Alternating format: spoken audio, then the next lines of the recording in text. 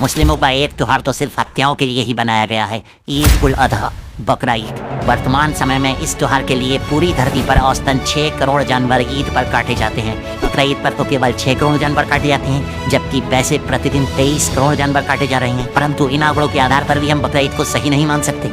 बड़े गुनाह का सहारा लेकर छोटे गुनाह को सही नहीं ठहराया जा सकता।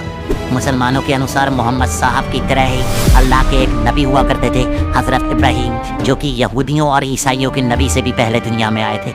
यहूदियों के नबी मूसा या मूसा अलैहिस्सलाम, ईसाइयों के नबी ईसा मसीह या ईसा अलैहिस्सलाम। तो जो हज़रत इब्राहीम थे, उन्होंने ही बकरा ईद का सिलसिला शुरू किया। हज़रत इब्राहीम को एक सपना आया था जिसमें अल्लाह उनसे फरमाते हैं कि मेरी राह में वो चीज़ कुर्बान करो जो तुम्हें सबसे ज़्यादा प्रिय हो।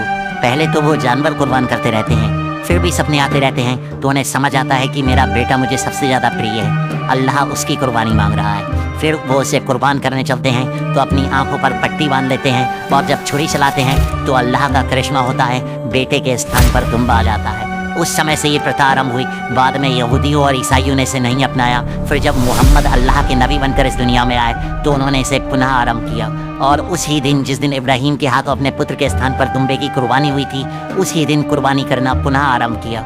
मोहम्मद 2 दुम्बे जबा करते थे, मारते थे, एक उम्मत के लिए और एक अपने लिए। कितने बेवकूफ़ है मनुष्य, क्या लॉजिक है ये। अब इस स्टोरी पर इतना ही यकीन है, अल्लाह पर इतना ही यकीन है, तो भी अपने बेटे पर छुरी चलाओ ना। अगर रब सच्चा है तो दुम्बा आ जाएगा, और अगर दुम्बा नहीं आया तो एक जानवर की कुर्बानी तो हो ही जाएगी। कुर्बानी भी तुम उन जानवरों की करते हो जो शाकाहारी होते हैं, जिन्होंने अपने जीवन काल में एक भी जीव हत्या नहीं की होती। कुर्बानी करना है तो शेर, चीतों और बाघों भी करो ना। उन्हें कुर्बान करने जाओगे तो स्वयं कुर्बान हो जाओगे। अगर कुर्बानी जायज़ है तो क्यों जानवर डरता है, क्यों रोता है, क्यों बचने का प्रयास करता है? क्यों अल्लाह का करिश्मा नहीं होता कि वो खुद अपनी गर्दन आगे करे? वो तो बेबस होता है, आंखों में आंसू लिए बस सोचता है कि कैसे भी मैं बच जाऊं। मगर तुम जल्लादों के बीच में वो लाचार होता है, नहीं बच सकता वो। तुम कई लोग मिलकर उसको दबोच कर गिराकर उसकी गर्दन काट देते हो। अल्लाह की राह में उस जानवर से उसकी जान की कुर्बानी ले लेते हो।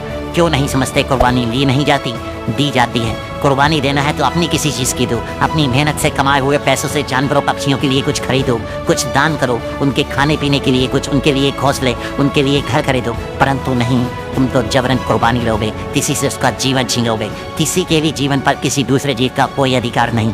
तुम्हारे अंदर बहुत अच्छाई होंगी, परंतु एक बुराई इन सब अच्छाइयों पर भारी पड़ती है। जरा सोचो उन मुस्लिम्स के बारे में जो दूसरे शहर में कार्य या शिक्षा के उद्देश्य से रहने के लिए किराए का कमरा ढूंढते हैं, कितनी परेशानियों का सामना करते हैं। मकान मालिक नहीं, हम इन मुस्लिम्स को नहीं देंगे, ये बड़े का मांस बनाएंगे। अपितु वे मकान मालिक स्वयं भी छोटे जीवों के मांस को खा रहे होते हैं। तुम लोग कलमा पढ़ना, नमाज पढ़ना, रोज़ा रखना, हज की तैयारी करना, ज़कात देना तो छोड़ सकते हो, मगर मांस नहीं, वो कैसे छोड़ देंगे? हम तो पक्के मुसलमान हैं, मांस नहीं छोड़ सकते। जबकि कुरान में कहीं नहीं लिखा कि गोश्त खाना फ़र्ज है, केवल अनुमति दी गई है।